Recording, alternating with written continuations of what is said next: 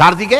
যিনি আকাশ এবং জমিনের স্রষ্টা, সব কিছুর মালিক যিনি, তার দিকে আমি মুতাওয়াজ্জা হলাম। নামাজের অর্থই হচ্ছে মুতাওয়াজ্জা হওয়া, মুখ ঘুরিয়ে দেওয়া, চেহারা ঘুরিয়ে দেওয়া। আর নামাজের আরেক অর্থ হচ্ছে নিকটবর্তী থেকে আরো নিকটবর্তী হওয়া।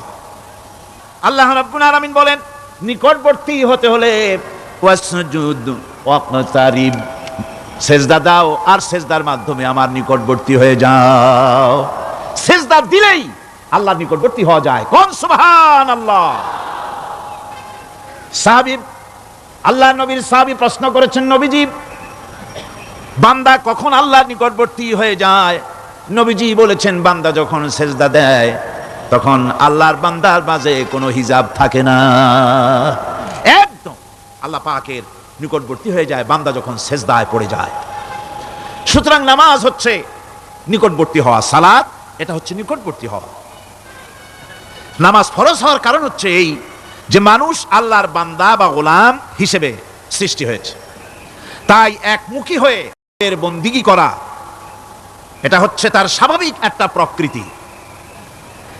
আল্লাহ রাব্বুল আলামিন এই প্রকৃতির দাবি মিটাবার জন্যই নামাজের ব্যবস্থা করেছেন। মানুষের ফিতরত, মানুষের নেচার, মানুষের ফিতরত হচ্ছে এই যে কারো না কারো কাছে মাথা নত করা, হাত জোড় করা, মাথা নত করা, সার্বভৌমত্বের মালিক কাউকে মনে করা। হাত জোড় করতে হলে, মাথা নত করতে হলে, সার্বভৌমত্বের মালিক হিসেবে কাউকে গ্রহণ করতে হলে আল্লাহর বিকল্প কেউ আছে নাকি? ইসলামের মূল দাওয়াতটা হলো ফিতরাত অনুযায়ী দাওয়াত দেওয়া হয়েছে, মানুষ যেন মাথা নত করে, গোলামি করে। এজন্য আল্লাহ রাব্বুল আলামিন বলেছেন যে আমি মানুষ এবং জিনকে সৃষ্টি করেছি, তার কারণটাই হলো মা খালাকতুল জিন্না ওয়াল ইনসা ইল্লা লিয়াবুদুন। মানুষ আর জিন জাতিকে সৃষ্টি করা হয়েছে ইবাদতের জন্য, গোলামির জন্য। ইবাদত আর গোলামি এটাই করতে হবে, গোলামি করতে হবে, দাসত্ব করতে হবে। আর এই দাসত্ব, আল্লাহর আনুগত্যই গোলামির দাওয়াত দিয়েছেন দুনিয়ার সব নবীরা। কোন নবী বলেন নাই যে আমার গোলামি করো, কেউ বলেছেন? বলেন জোরে, কেউ বলেছেন? আল্লাহ পাক বলেন, ওয়ালাকাদ বা'আসনা ফি কুল্লি উম্মাতির রাসূলা আন ইবুদুল্লাহা ওয়াজতানিবুত তাগুত। প্রত্যেক জাতির জন্য আমি রাসূল প্রেরণ করেছি, তারা মানুষকে দাওয়াত দিয়েছেন এই কথা বলে যে এক আল্লাহর গোলামি করো, তিনি ছাড়া কোনো ইলাহ নাই, আইনদাতা নাই, বিধানদাতা নাই, তার গোলামি, তার সামনে মাথা নত করে দাও। নামাজ হচ্ছে তাওহীদের অবশ্যম্ভাবী এক বহির্প্রকাশ। তাওহীদের জন্য তাওহীদবাদী মানুষ যারা, তাদেরকে নামাজ আদায় করতেই হবে। আকীদা বিশ্বাসের দিক থেকে তাওহীদ যদি হয় পুরা দ্বীনের মূল উৎস, তাহলে আমলের দিক থেকে নামাজ হচ্ছে পুরা দ্বীনের মূল ভিত্তি। নামাজ হচ্ছে আমলের মূল ভিত্তি, এর বাস্তবায়ন ছাড়া দ্বীন পূর্ণ হয় না। নামাজ মুমিনের কেবলমাত্র একটি উত্তম আমলই নয়, বরং নামাজ হচ্ছে ইমানের মূল ভিত্তি। যার কাছে নামাজ নাই তার কাছে কিছুই নাই। রাসূল করিম সাল্লাল্লাহু আলাইহি ওয়াসাল্লাম বলেছেন যে নামাজ যে ব্যক্তি পড়ে না, আল্লাহ পাকের সাথে তার কোনো সম্পর্ক বাকি থাকে না। সুতরাং এই নামাজটা হচ্ছে এই যে একমাত্র একাগ্র চিত্তে আদবের সাথে আল্লাহর সামনে রুজু হয়ে যাওয়া। কোরআনে কারীম বলছে, মুনিবিনা ইলাইহি ওয়াত্তাকুহু ওয়া আকিমুস সালাতা ওয়া লা তাকুনু মিনাল মুশরিকিন। আল্লাহর দিকে রুজু হয়ে যাও এবং তাকে ভয় করে অন্যায় কাজ থেকে বিরত থাকো, আর নামাজ কায়েম করো, মুশরিকদের অন্তর্ভুক্ত হয়ে যেও না। নামাজ কায়েম করা, নামাজের আদেশ কোরআনে কারীমের মধ্যে আল্লাহ পাক বহু জায়গায় করেছেন। ঈমানের পর নামাজই হচ্ছে সবচেয়ে বড় জরুরি। একজন মানুষ ঈমান আনলো, যেমন কালকে একজন ঈমান এনেছে, ঈমান আনার সাথে সাথে তার প্রথম কাজ কি বলুন?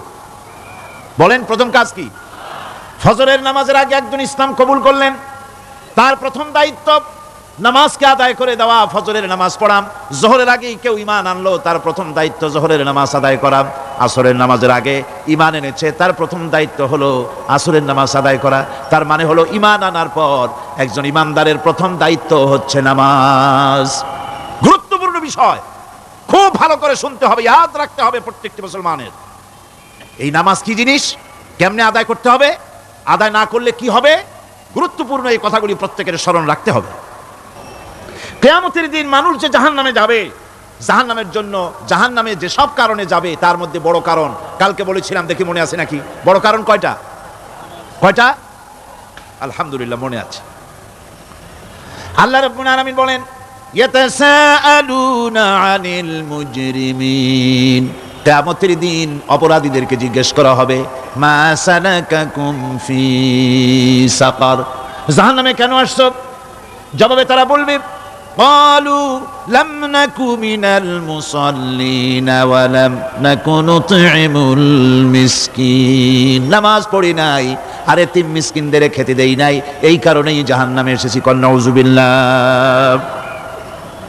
নামাজ যারা পড়বে না জাহান্নামে যেতে হবে। কোথায় যেতে হবে?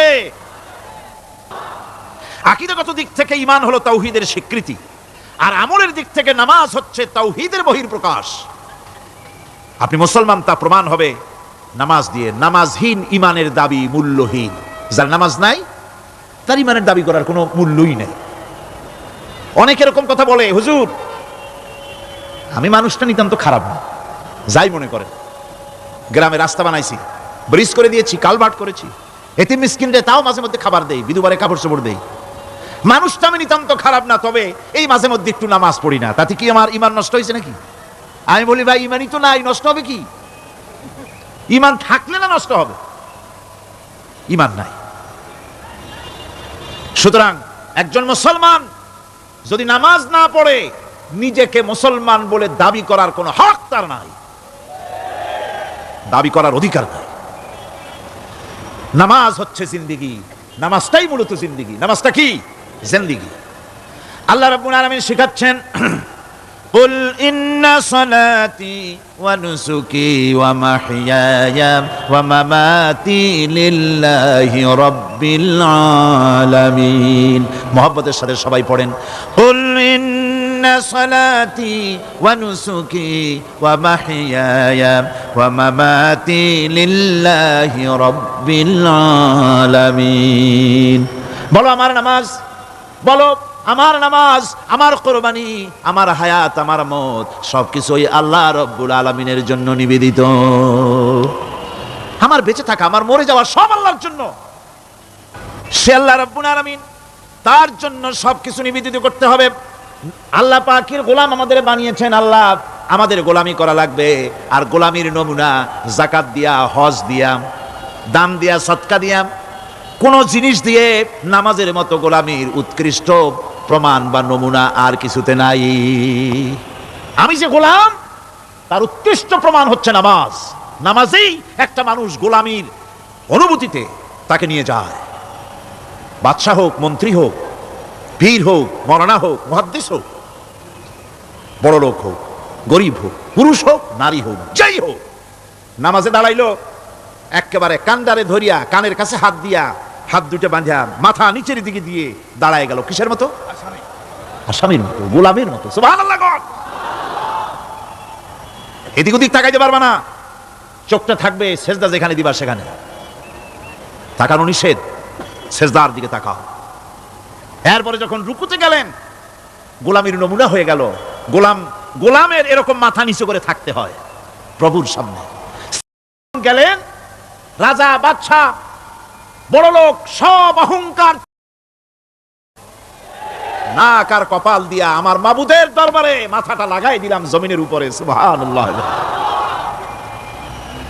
আমি আমার ভাষায় বলি, আমি আমার ভাষায় কথাটা এভাবে বলি, এই জমিনটা যদি কাগজ হয় আর আমার নাকটার কপালটা যদি কলম হয়, তাহলে আমি যে গোলাম দৈনিক 5 বার আমার নাক আর কপাল দিয়া জমিন নামক কাগজের উপরে, দাস খতের উপরে দৈনিক 5 বার নাক আর কপাল দিয়া সই করে দেই, আল্লাহ আমি তোমার গোলাম, আর কারো গোলাম নই, আমি একমাত্র তোমার গোলাম। ঘুমের থেকে উঠে সেজদা দিয়া বলি, দুপুরের সময় কাজ ফালাইয়া আরেকবার বলি, বিকেল আসার আগে আসরে আরেকবার বলি, দিন যখন শেষ হয় আরেকবার বলি, রাতে যখন শুতে যাই আরেকবার সেজদা দিয়া ঘোষণা করি, মাবুদ আমি তোমার গোলাম। সুবহানাল্লাহ। নামাজ হচ্ছে ইসলামের গণ্ডির মধ্যে প্রবেশের প্রমাণ।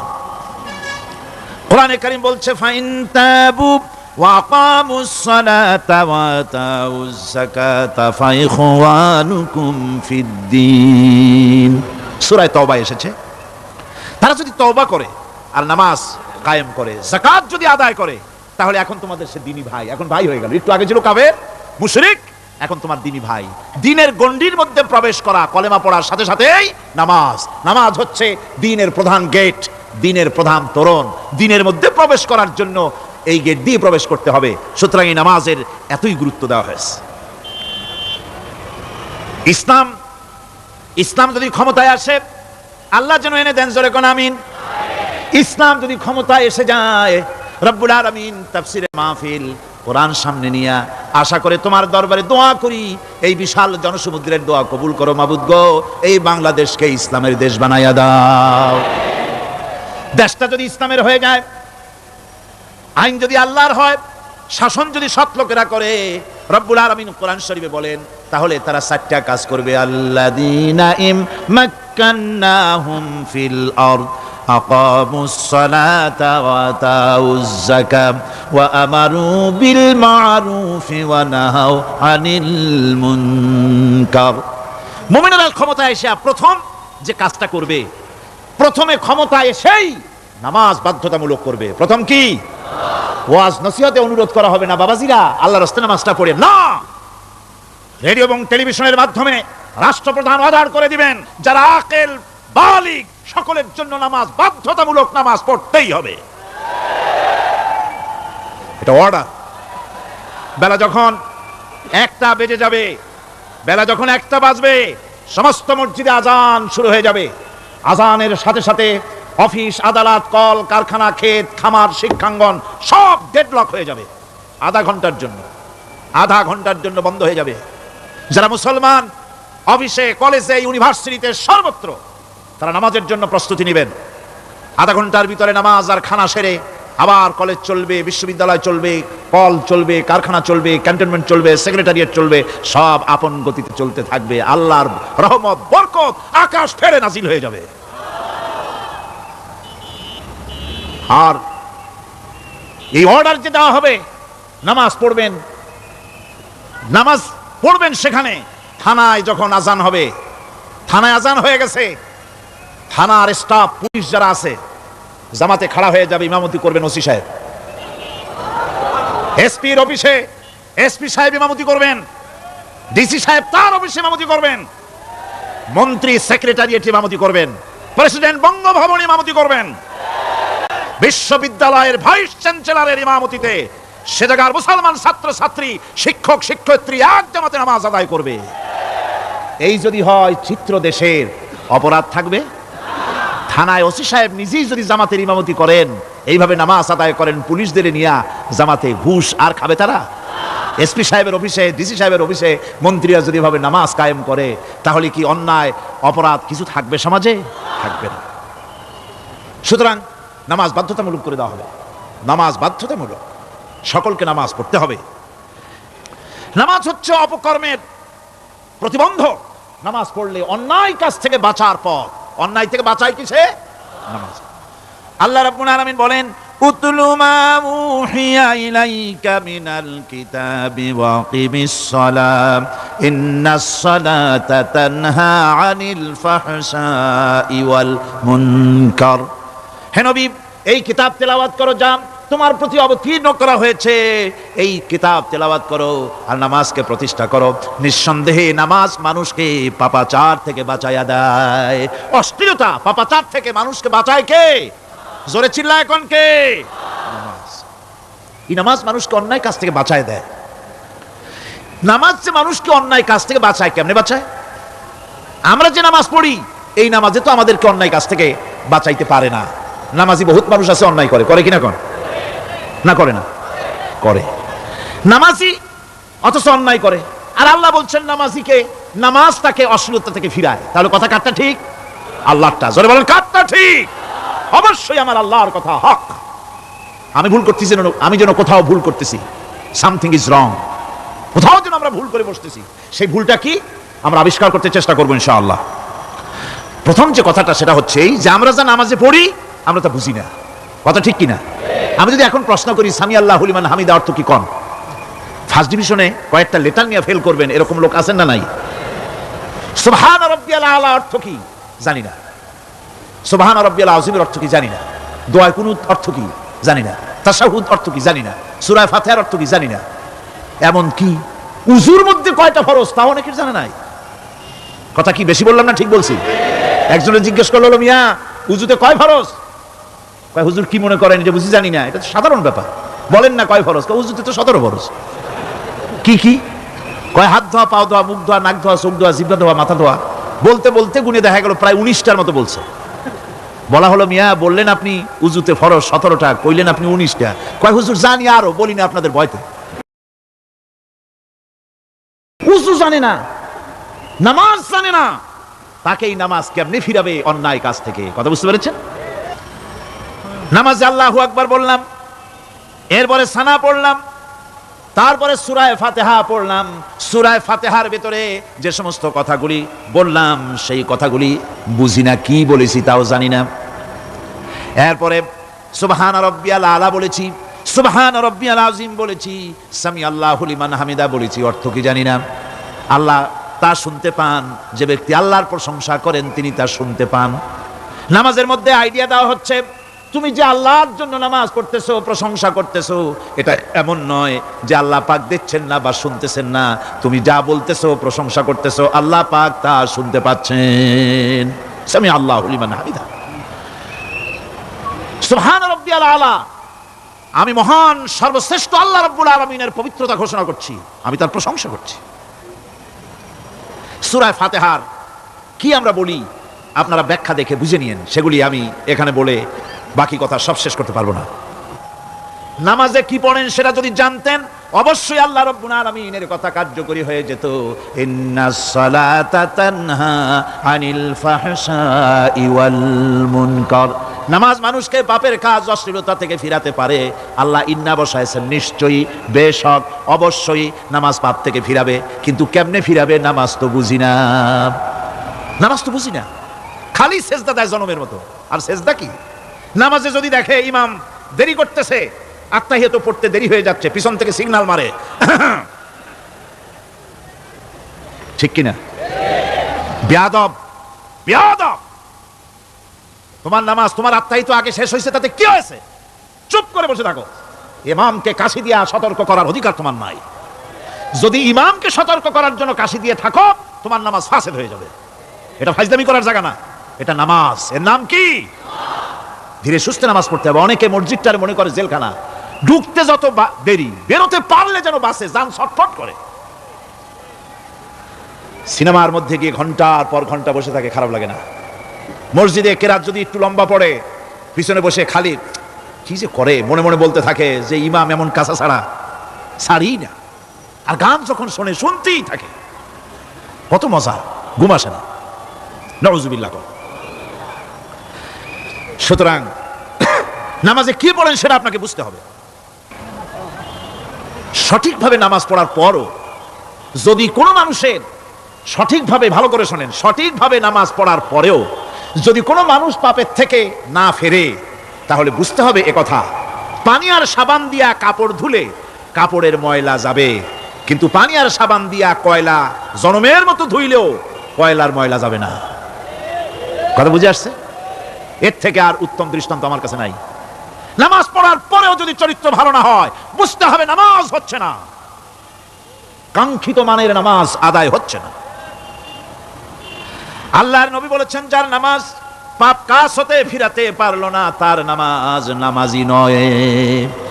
আবার শুনুন, রাসূল বলছেন, যার নামাজ তাকে পাপের কাজ থেকে ফিরাতে পারলো না, তার নামাজ নামাজ নয়, ওইটা নামাজ হয় নাই, যার জন্য তার পাপ থেকে তারে ফিরাইতে পারছে না। আর কিয়ামতের দিন বেনামাজিরা সবচাইতে বেশি অপমানিত হবে। সবচাইতে বেশি অপমানিত হবে কারা? বেনামাজিরা। কিভাবে? ইয়াউমা ইউকশাফু আন সাকিন ওয়া ইউদআউনা ইলাস সুজুদি ফালা ইস্তাতিউন। সেদিন কঠিন সময়, আল্লাহ রাব্বুল আলামিন লোকদেরকে সিজদা করার জন্য বলবেন, কিন্তু যারা বেনামাজি ছিল দুনিয়ায়, তারা সিজদা দিতে পারবে না। বলেন নাউযুবিল্লাহ। অবস্থাটা কি হবে? খাশিআতান আবসারুহুম তারহাকুহুম যিল্লাহ, তাদের দৃষ্টি নিচু হবে, লাঞ্ছনা এবং অপমান তাদের উপরে চেপে বসবে, সেজদা দিতে পারবে না। আল্লাহ আমাদেরকে ক্ষমা করুন। কিয়ামতের দিন হযরত আদম আলাইহিস সালাম থেকে শুরু করে পৃথিবীর সমস্ত মানুষের সামনে আল্লাহ রাব্বুল আলামিন সেজদা করার জন্য অর্ডার করবেন। যারা নাকি বেনামাজি, ওরা আল্লাহর দরবারে সেদিন সেজদা দিতে পারবে না, লাঞ্ছিত অপমানিত হবে। জোরে কোন নাউজুবিল্লাহ। নামাজ, মুমিনের নামাজ একরকম, মুনাফিকের নামাজ হলো আর এক রকম। মুনাফিকরাও নামাজ পড়ে, পড়ে কিনা কোন? মুনাফিকেরাও নামাজ পড়ে। মুনাফিকেরা যখন নামাজ পড়তে যায়, আল্লাহ রাব্বুল আলামিন বলতেছেন ওয়া ইযা কামু ইলাস সালাতি কামু কুসালা। মুনাফিকেরা যখন নামাজ পড়তে দাঁড়ায়, নামাজে আসে ঠিক তারা, কিন্তু নামাজের জন্য দাঁড়ায় খুব শৈথিল্যভাবে দাঁড়ায়, কাহিলি সুস্তি, এ জায়গা চুলকায়, পায়জামা ধরে টান দেয়, টুপিটা ঘুরে যায়, এদিক ওদিক তাকায়। মুনাফিকের নামাজ দেখলেই ঠিক পাওয়া যায় যে বেটা মুনাফিক। এইভাবে সে দাঁড়ায়। তার নামাজটা কি জন্য? ইউরাউনান নাসা ওয়া লা ইয়াযকুরুনাল্লাহা ইল্লা কালিলা। তাদের নামাজ হচ্ছে মানুষকে দেখাবার নামাজ। নাউজুবিল্লাহ। এখন দেখবেন এই মৌসুম আসছে, নামাজের মৌসুম, বেনামাজিদের নামাজের মৌসুম। জনসভা হচ্ছে, নির্বাচন আসতেছে, নামাজে রক্ত হয়ে গেছে, তাড়াতাড়ি আজান হয়ে গেল। টুপি না থাকলে রুমাল একটা মাথায় দিল, উজু আছে কি না আছে, আল্লাহু আকবার, যা আছে কপালে হয়ে যাক। মানুষকে দেখাবার জন্য এরা নামাজ পড়ে। এরা আল্লাহর শরণার্থে নামাজ খুব কম লোকই করে। এরা হচ্ছে মুনাফিক। দুনিয়া এবং আখিরাতে কল্যাণের জন্য একমাত্র মাধ্যম হচ্ছে নামাজ। দুনিয়াও যদি কল্যাণ চাই, আখিরাতেও যদি কল্যাণ চাই, তাহলে এর জন্য কি করতে হবে? কি করতে হবে? আমার কথা নয়, আল্লাহ রাব্বুল আলামিনের কথা শুনুন।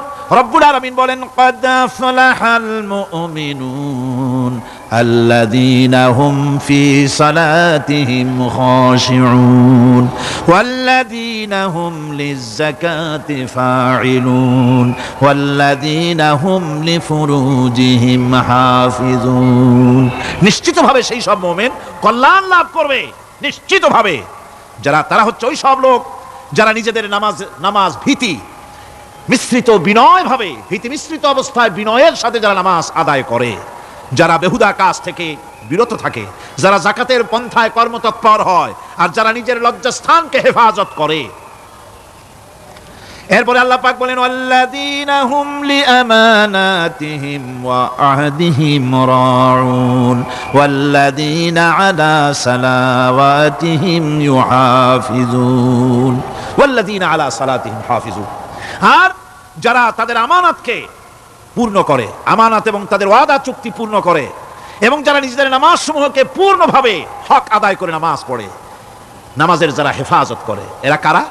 এরা হচ্ছে উলাইকা হুমুল ওয়ারিসুন আল্লাযীনা ইয়ারিসুনাল ফিরদাউসা হুম ফিহা খালিদুন। এরা হচ্ছে সেই সব লোক, এরা উত্তরাধিকার হচ্ছে জান্নাতের উত্তরাধিকার, জান্নাতুল ফিরদাউসে আল্লাহ রাব্বুল আলামিন এই গুণ বিশিষ্ট লোকদের জন্য জায়গা করে দিবেন। জোরে কোন সুবহানাল্লাহ। নামাজকে পড়তে বলা হয়নি, কোরআন শরীফে বলা হয়েছে নামাজ কায়েম করো। কি বলা হয়েছে কোন তো দেখি? নামাজ কায়েম করো, নামাজ পড়ো। এই কথা কিন্তু কোরআন শরীফে কোনো জায়গায় আছে নাকি? এখন কায়েম করা কারে বলে? এটা গুরুত্বপূর্ণ আরেকটি বিষয়। নামাজ কায়েম করতে বলা হয়েছে। কায়েম কি? কায়েমটা হচ্ছে দৃষ্টান্ত স্বরূপ বলা যায় যে জিনিসটা সমাজে প্রতিষ্ঠিত আছে ওইটারে বলে কায়েম হওয়া, আর যেটা প্রতিষ্ঠিত নাই ওটা কায়েম নাই। কায়েম মানে হলো প্রতিষ্ঠিত থাকা। যেমন আমাদের দেশে, আমাদের সমাজে নারী পুরুষ শিশু বৃদ্ধ সকলেই কাপড় পরা, শাড়ি পরা, লুঙ্গি পরা, এই কাপড় পরাটা কায়েম আছে, প্রতিষ্ঠিত আছে না নাই? যার কারণে কাপড় পরা সমাজে কায়েম আছে বলে উলঙ্গ মানুষ সমাজে খুঁজে পাওয়া যায় না, পাগল ছাড়া। ঠিক কিনা? একটা বাচ্চাকেও যদি উলঙ্গ হতে বলেন এখানে, 5 বছর 6 বছর একটা বাচ্চাকেও, সে কিন্তু রাজি হবে না। ঠিক কিনা? যেহেতু কাপড় পরা সমাজে প্রতিষ্ঠিত আছে, সেহেতু উলঙ্গ মানুষ পাওয়া যায় না, কাপড় পরাটাই এখানে প্রতিষ্ঠিত। সুতরাং এখন অবস্থাটা এই হয়েছে, কাপড় পরা প্রতিষ্ঠিত আছে বলে কোন উলঙ্গ মানুষ এসে যদি এই মঞ্চে দাঁড়ায় আর বলে আমাকে একটু বক্তৃতা করতে দেন, আপনারা কি করবেন? মঞ্চে তো উঠতেই দিবেন না। উলঙ্গ মানুষ যদি কোনো চাকরি নিতে যায় ইন্টারভিউতে, তাকে লাইনে দাঁড়াইতে দেবে? দেবে না। এমনকি উলঙ্গ হয়ে যদি বাড়িতে প্রবেশ করে, তার বউ দূর দূর করে তাড়াই দেবে, ঠিক কি না? যেহেতু সমাজের ভিতরে কাপড় প্রতিষ্ঠিত আছে, সেই জন্য এই উলঙ্গ মানুষ পাওয়া যায় না। অনুরূপ ভাবে নামাজ যদি প্রতিষ্ঠিত হতো সমাজের ভিতরে, তাহলে বেনামাজি খুঁজে পাওয়া যেত না। চাকরি করতে গেলে সেখানে নামাজ মানদণ্ড হয়ে যেত, নামাজ পড়ে কিনা তা দেখে নেওয়া হতো। বেনামাজি লোক পাওয়াই যেত না যদি প্রতিষ্ঠিত থাকতো। প্রথম প্রশ্নই হতো তুমি নামাজ পড়ো কিনা। ইলেকশনে যদি একজন উলঙ্গ মানুষ এসে দাঁড়ায়, ভাইরা এবার আমার বোতল মার্কা বাক্স, উলঙ্গ মানুষ এসে ভোটে দাঁড়াইছে, আপনারা ভোট দিবেন? দিবেন না। ওইটা কাপড় প্রতিষ্ঠিত আছে বলে, লুঙ্গি প্রতিষ্ঠিত সমাজে আছে বলে উলঙ্গ মানুষকে আপনি ভোট দিবেন না। নামাজ যদি প্রতিষ্ঠিত থাকতো সমাজে, বেনামাজি মানুষ যদি এসে মঞ্চে দাঁড়ায়া যতই বলতো আমি ক্ষমতায় গেলে এই করব সেই করব, নামাজ প্রতিষ্ঠিত থাকলে পরে এই বেনামাজিরে কেউ ভোট দিত না। নামাজ যদি প্রতিষ্ঠিত থাকতো, তাহলে অফিসের অফিসার তো দূরের কথা, বেনামাজি অফিসের ঝাড়ুদারের চাকরিও তার কিসমতে জুটত না, যদি নামাজ প্রতিষ্ঠিত থাকতো। এর নাম হলো নামাজ কায়েম হওয়া। নামাজ কায়েম থাকলে এই অবস্থার সৃষ্টি হতো। এই জন্য আল্লাহ পাক বলেছেন নামাজকে কায়েম করতে হবে। নামাজ হবে সব ভালো কাজের মানদণ্ড। সমস্ত ভালো কাজের মানদণ্ড কি? নামাজ। নামাজ আমাদেরকে বড় রকমের শিক্ষা দেয়। কি শিক্ষা দেয়? নামাজ আমাদের শিখায় ঐক্য আর ভ্রাতৃত্ব, ভ্রাতৃত্বের আর ঐক্যের শিক্ষা দেয়। এক নেতার আনুগত্য করা শিখায়। জামাত যত বড় হোক, ইমাম হবে কয়জন? একজন ইমাম হবে। আর এই ইমাম মানে কি? নেতা। ইমাম মানে কি? নেতা নির্বাচন শিখায় নামাজে। নেতা নির্বাচন কে শিখায়? নামাজ শিখায়। বোঝেন খুব ভালো করে। কিভাবে? মনে করুন চট্টগ্রাম শাহী মসজিদে ইমাম প্রয়োজন। এখন সেই ইমাম নেওয়ার জন্য ইন্টারভিউ কল করা হলো, বিজ্ঞাপন দেওয়া হলো পত্রিকায়। অনেক আলেম আসলেন। ইন্টারভিউ বোর্ডে যারা বসলেন, তারা ইন্টারভিউটা কিভাবে নেবেন? যার মাথার চুল লম্বা বেশি তার ইমামতি দেওয়া হবে, যার লুঙ্গিটা পায়ের গিরার তলে তারে দেওয়া হবে, যার মোষটা মুখের মধ্যে গিয়া ঢুকছে, হাসি দিলে বুঝাই যায় না হাসে না কান্দে, তারে দিবে, দাড়িগুলা কামাইছে তারে দেবে, সিগারেট খায় বা অবশ্য চট্টগ্রাম আর সিলেটে সিগারেটের ফতোয়া ভিন্ন রকম। বরিশালে আমি যেখানে জন্মগ্রহণ করেছি, আমার এলাকায় কোনো আলেম যদি সিগারেট খায়, মসজিদের ইমাম তো ভালো, মসজিদ ঝাড়ু দিতেও ঢুকতে দেবে না মসজিদে। এটা এই এলাকার এক রকমের কায়দা। আমি এটার ব্যাপারে কথা নাইবা বললাম। তো আপনারা খুঁজে দেখবেন সে সিনেমা দেখে নাকি, মিথ্যা কথা বলে নাকি, বউ পর্দায় থাকে নাকি। এগুলি মাইক্রোস্কোপ যন্ত্র দিয়ে ইমামের মাথা থেকে পা পর্যন্ত দেখবেন কিনা কন? আচ্ছা এবার কত দেখি, এই ইমাম সাহেব ইমামতি করবে কতজন লোকের? 500, 1000। শাহী মসজিদে ধরেন 5000 লোক হইল। 5000 লোক, 5000 লোকের ইমাম নির্বাচনের সময় পা থেকে শুরু করে মাথা পর্যন্ত দেখেন, এমনকি বউ পর্যন্ত। বৌমনি আনিয়ে দেখেন না, পর্দায় থাকে কিনা এইটা আপনারা দেখেন, ঠিক কিনা? এ খবরটা নেন। 5000 লোকের একটা ইমাম বানাতে গিয়ে মাইক্রোস্কোপ যন্ত্র দিয়ে দেখেন মোষ কেমন, দাড়ি কেমন, চুল কেমন, পাও কেমন, হাত কেমন, হাতে নখ লম্বা কিনা, দাঁতে ছাতা কিনা, বউ পর্দায় থাকে কিনা, মিথ্যা কথা কয় কিনা, এত দেখেন। আর যখন নির্বাচন আসে, তখন 2.5 থেকে 3 লক্ষ মানুষের জন্য একজন এমপি নির্বাচিত হয়। সেই ইমামকে বাছাই করার জন্য নামাজ পড়ে কিনা, জিনাকার কিনা, মদখোর কিনা, সুদখোর কিনা, ঘুষখোর কিনা, বদমাশ কিনা বাছাই করা হয় না।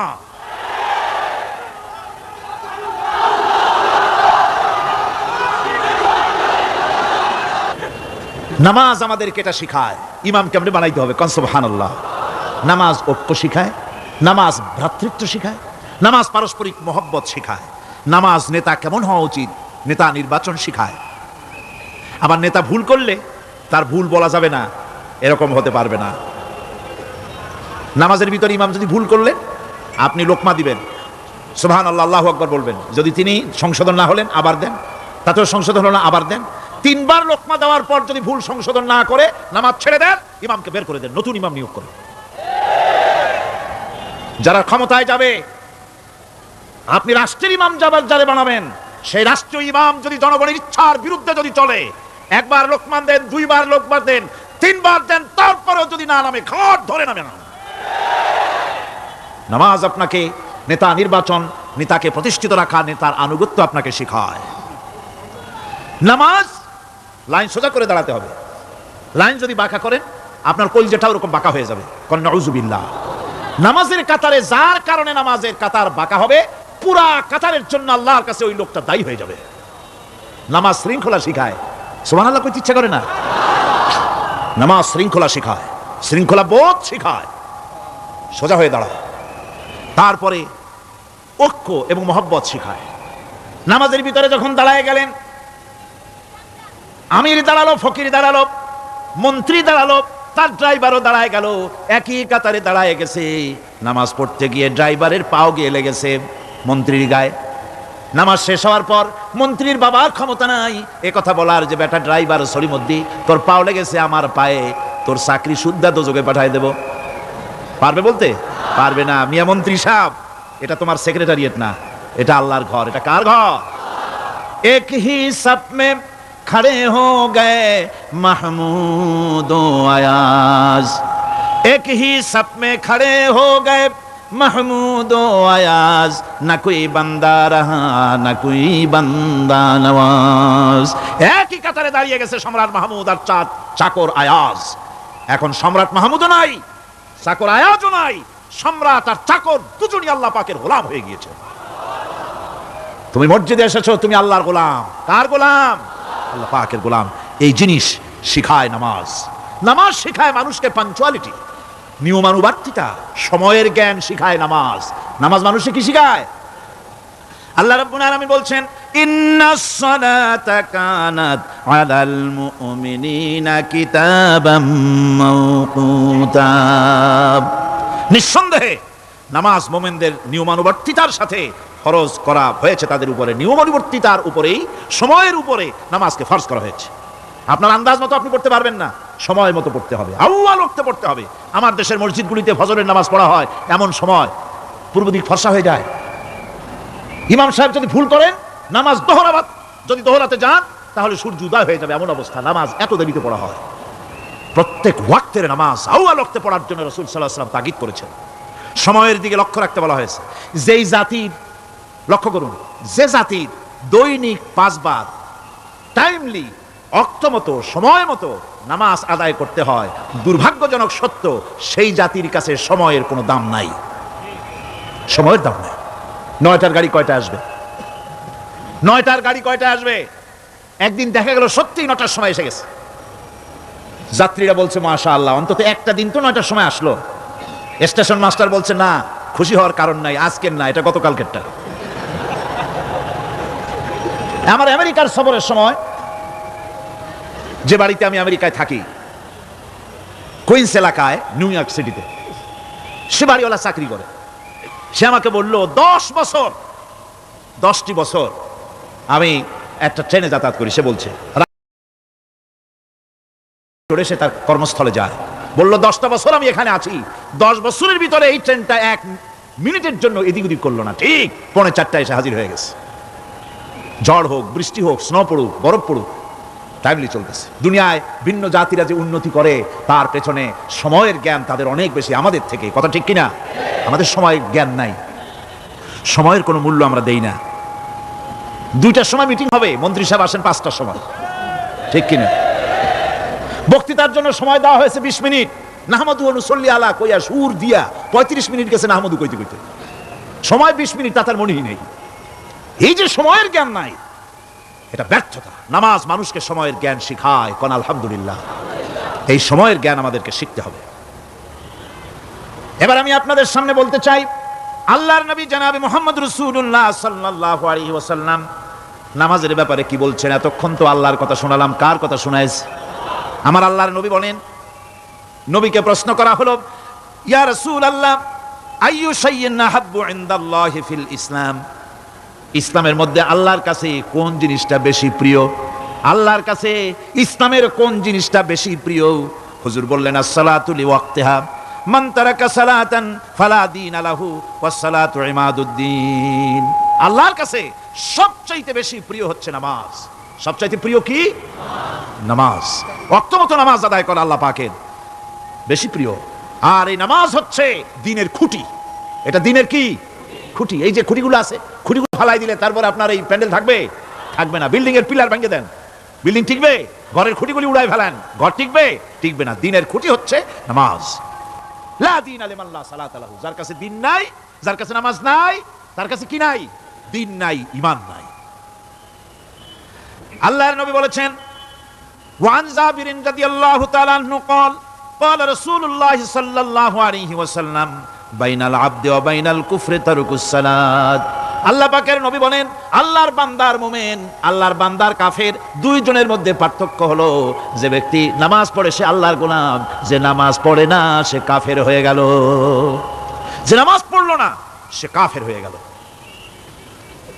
মান তারাকা সালাতান মুতাআম্মিদান ফাকাদ কাফারা, যে ব্যক্তি ইচ্ছে করে নামাজ ছেড়ে দিল সে কাফের হয়ে গেল। বলেন নাউযুবিল্লাহি মিন যালিক। এই জন্য নামাজ আদায় করা বাধ্যতামূলক প্রত্যেকটি মুসলমানের জন্য। রাসূল করিম সাল্লাল্লাহু আলাইহি সাল্লাম একটা দৃষ্টান্ত দিয়েছেন, কারো বাড়ির সামনে যদি একটা নাহার থাকে, একটা পুকুর থাকে, একটা খাল থাকে প্রবাহিত, এতে যদি ওই বাড়িওয়ালা দৈনিক 5 বার গোসল করে তাহলে তার গায়ে কি কোনো ময়লা থাকে? হুজুর, সাহাবীরা বললেন না হুজুর থাকে না। হুজুর বলেন এটাই হলো নামাজের দৃষ্টান্ত।